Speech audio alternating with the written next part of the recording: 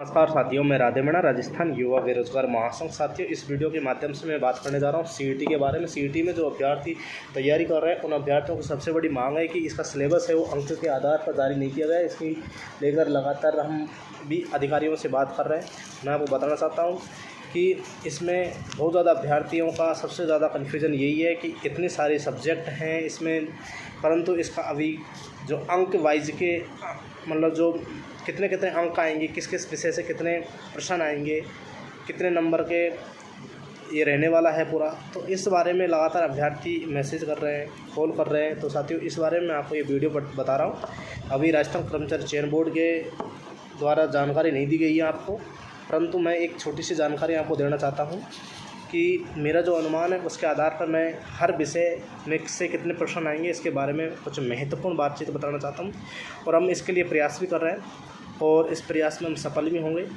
अब हम बात करते हैं कि ये सब्जेक्ट हैं, कितने कितने एक सब्जेक्ट से कितने क्वेश्चन आएंगे उसके बारे में मैं आपको बताना चाहता हूँ। सबसे पहले मैं बात करता हूँ साइंस की। साइंस में आएंगे हमारे 10 प्रश्न साइंस में से आएंगे।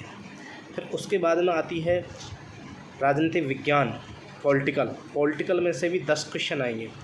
यानी कि साइंस में से 10, राजनीतिक विज्ञान में से 10, पॉलिटिकल में से जो भी है पॉलिटिकल उसमें से 10 क्वेश्चन। उसके बाद आता है कंप्यूटर एवं करंट अफेयर के 15 प्रश्न आएंगे। 8 से 9 प्रश्न आएंगे कंप्यूटर के और 7 से 8 प्रश्न आएंगे, 6 से 7 प्रश्न आएंगे करंट अफेयर के। उसके बाद में आता है गणित और रीजनिंग। मैथ्स के आएंगे 18 से 20 प्रश्न। साथियों, मैथ के 18 से 20 प्रश्न आएंगे और रीजनिंग के 10 से 12 प्रश्न आएंगे। यानी कि कुल मिलाकर मैथ और रीजनिंग में 30 प्रश्न आएंगे। साथियों, मैथ और रीजनिंग के 30 प्रश्न आएंगे और हिंदी और इंग्लिश के कुल 25 प्रश्न आएंगे। हिंदी के आएंगे 12 से 13 और ऐसे ही इंग्लिश के 12 से 13, कुल 25 प्रश्न आएंगे। और जो इकोनॉमिक्स है उसके बारे में आपको बताना चाहता हूँ। उसमें भारत की जो है, इसमें दोनों की अलग अलग टॉपिक दे रखे हैं। जो एक इंडिया लेवल की है उसके 7 प्रश्न आएंगे और राजस्थान की है उसमें 13 प्रश्न आएंगे। यानी कि रेशो ये रहेगा 7 प्रश्न इंडिया के और 13 प्रश्न जो राजस्थान के आएंगे। यानी कि राजस्थान की इकोनॉमिक्स है, चाहे हिस्ट्री, कल्चर, पॉलिटिकल, ज्योग्राफी जो भी है, सबसे ज़्यादा राजस्थान की को वेटेज देकर दिया जाएगा। तो इसमें राजस्थान से 13 प्रश्न और इकोनॉमिक्स में भारत के 7 प्रश्न आएंगे। इसी तरह हिस्ट्री और कल्चर में भी जो इंडिया हिस्ट्री कल्चर है इसका 7 प्रश्न और राजस्थान की हिस्ट्री और कल्चर है इसके 13 प्रश्न, कुल 20। और ज्योग्राफी है इसके इंडिया ज्योग्राफी के 7 प्रश्न और जो राजस्थान की ज्योग्राफी है इसके 13 प्रश्न आएंगे। यानी कि कुल 20 प्रश्न आएंगे। भारतीय मतलब जो ये राजस्थान की जो ज्योग्राफी है इसके 13 प्रश्न और जो भारत की है ज्योग्राफी इसके 7 प्रश्न आएंगे। साथियों, आपके लिए मैंने विस्तृत रूप से जानकारी दी है कितने कितने प्रश्न कितने कितने विषय से आएंगे। एक बार मैं फिर से आपको बताना चाहता हूँ, आप नोट कर लें अपनी जो भी है रजिस्टर वगैरह में।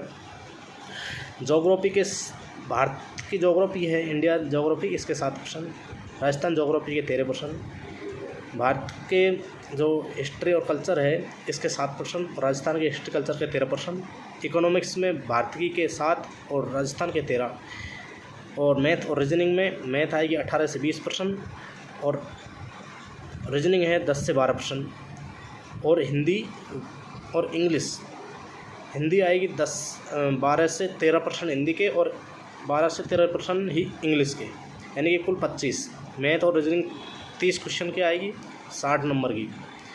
अब है जो पॉलिटिकल है ये 10 प्रश्न आएंगे 20 नंबर के।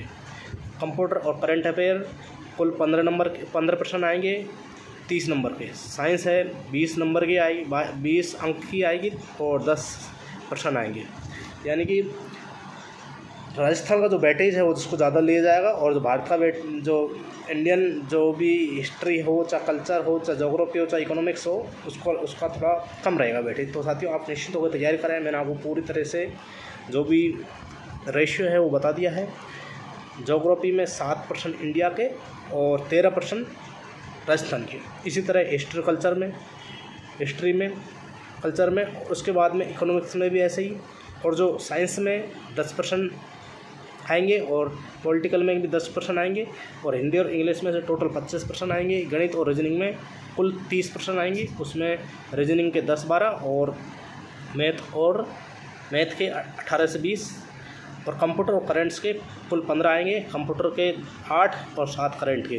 तो साथियों ये मैंने आपको विस्तृत रूप से पूरा जानकारी है जो बता दी है। आप इसके हिसाब से आप तैयारी कीजिए। 3 महीने का आपके पास समय है और जो परिणाम आएगा वो टोटल रैंक के आधार पर आएगा। कुल रैंक आएगी 45,000, 1 से लेकर 45,000 तक की कुल रैंक आएगी। उसके आधार पर परिणाम जारी कर दिया जाएगा। जिस तरह से RS का परिणाम जारी होता है उसी बेस पर ये परिणाम जारी होगा। आप निश्चिंत रहें और मैं आपके उज्जवल भविष्य की कामना करता हूँ, क्योंकि जिन अभ्यर्थियों को CAT पास हो रहा है उसके बाद में जो क्रीम 45,000 टॉप 45,000 बचेंगे, 15 लाख फॉर्म आएंगे, 15 लाख या 10 लाख जितने भी फॉर्म आएंगे उसमें से जो टॉप के 45,000 अभ्यर्थी रहेंगे वो अगली भर्तियों में एग्ज़ाम देंगे। यानी कि जो टॉप 45 हैं वो हर भर्ती में जो 7 भर्ती हैं उनकी जो मेन एग्ज़ाम लगेगी उसमें भाग ले सकते हैं। और जो ये अपने JRA और TRA की भर्ती है इसमें पद रिक्त रहने की संभावना जब रहेगी जब उससे रिलेटेड अभ्यर्थी CAT में पास नहीं हो पाएंगे तब। धन्यवाद।